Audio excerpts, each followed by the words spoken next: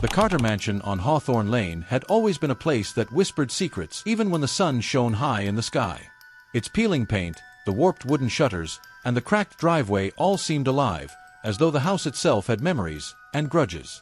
As I, David Carter, drove up that evening, the sky had turned a bruised shade of purple, and fog curled along the edges of the overgrown lawn like ghostly fingers. I had returned to this place, not out of greed, but because of family duty and a curiosity I had carried since childhood. My grandfather, Harold Carter, had been a man of rigid rules and strange habits, a man who loved stories of the dark and the mysterious. Now, even in death, it seemed he would not let the living find peace so easily. Inside, the grand parlor smelled of aged wood and mothballs, a faint hint of decay lingering in the corners. The air was heavy, almost suffocating, as family members murmured quietly among themselves. Aunt Margaret's gaze was sharp, almost predatory, and I felt her eyes on me constantly, measuring, calculating. Uncle Robert sat stiffly, hands clenched, while Edward Shaw, the lawyer, shuffled papers nervously, his pale face reflecting the flickering candlelight. It was as though the house itself had drawn us into some unspoken trial. Edward began reading the will, his voice careful, deliberate. Initially, it was ordinary, mundane even, land, money, investments, and minor treasures distributed among the heirs. My portion was small, a collection of first edition books and a trust fund, but I had never cared about riches. Yet, as he reached a postscript, the air grew thick and heavy, and even the shadows seemed to pause. The clause was peculiar,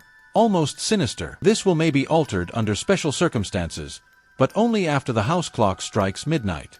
Any who attempt to alter it before this time shall. The words trailed into smudged illegibility. A chill crawled along my spine. I could feel it then. The mansion had shifted, as if aware of time, aware of us. I excused myself and wandered into the library, a room I had always loved as a child. Leather-bound books towered on towering shelves, their spines cracked, titles long faded. The fireplace glowed faintly, though no one had touched the logs. And then I saw it. A shadow moving along the far wall, fluid and impossible. It had no form, yet it seemed to watch, to wait. I whispered, barely audible, "Grandfather!" But only the creak of the wooden floor responded. The library had always been a refuge, yet now it was a cage, alive with unseen eyes. Midnight approached. The mansion seemed to hold its breath. In the parlor, whispers rose from the walls themselves, low and taunting, echoing off the high ceilings. Aunt Margaret's eyes narrowed, and I could sense her greed, her fear, both intertwined. The air suddenly became icy.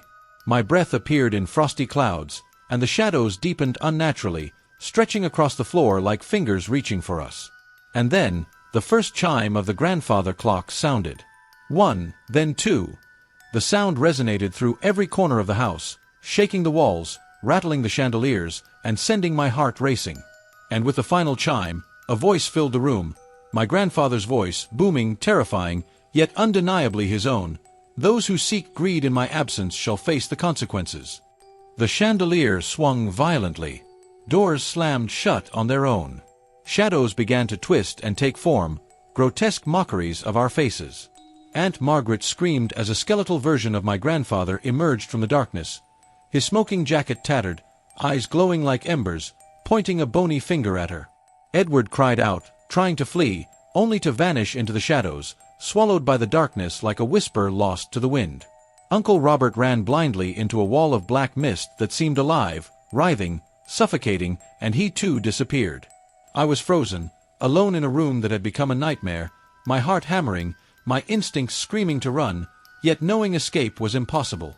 And then, I remembered something my grandfather had whispered to me once, long ago. "Courage, David, is not the absence of fear. It is standing when everything you love wants to destroy you." I clutched the glowing will, trembling, and said aloud, "I am not here for greed. I only seek to honor you, grandfather." The shadows paused. The monstrous figures recoiled. And then, the house shifted. I was no longer in the parlor, but in a corridor lined with mirrors. My reflection looked normal at first, but my eyes had turned hollow, black pits staring back at me. A voice whispered from the mirrors, cold and malicious, "Choose, or lose everything." The reflections of my family twisted, screaming silently, faces stretched in agony. The air smelled of iron and decay.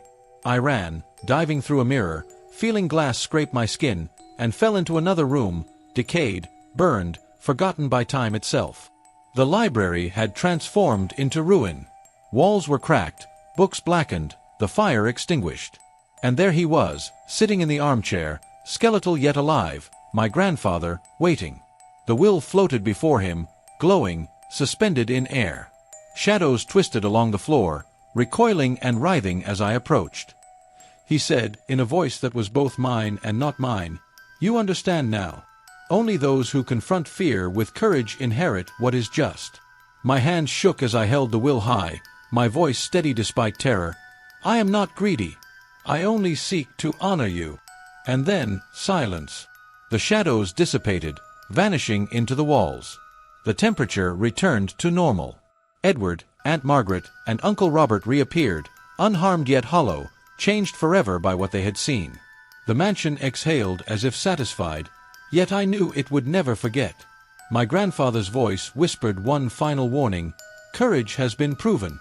But every midnight, the house remembers. Every midnight, it tests those who dare enter. Greed dies last.